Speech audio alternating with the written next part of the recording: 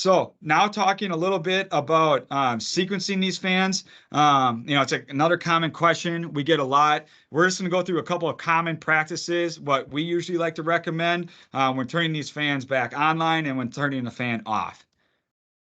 So we're going to start with the system. Both fans are doing 5,000 CFM, 10,000 total. Right now, the space below is giving off 7,500 CFM. We are modulating our bypass dampers open to 2,500 CFM. As we move on, the CFM below the space again is going to keep decreasing here a little bit. So now we are at 5,000 CFM and now 5,000 of additional bypass air. Both fans, both taking on half of that load of that 10,000 CFM.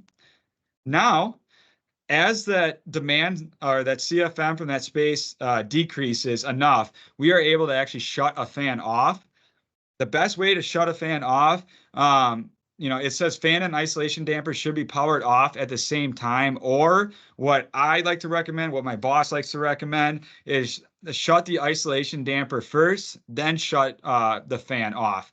Why we want to shut the isolation damper off first is simply because if you shut the fan off first, and then shut your isolation damper completely closed. As this fan is ramping down, there is still some kind of negative pressure in this space down here. So you run the risk of pulling air back down through this system if that isolation damper is not fully shut yet, and then spinning this fan backwards.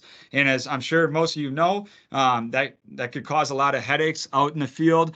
So we want to make sure that that isolation damper is shut first, and then we can start ramping our fans down.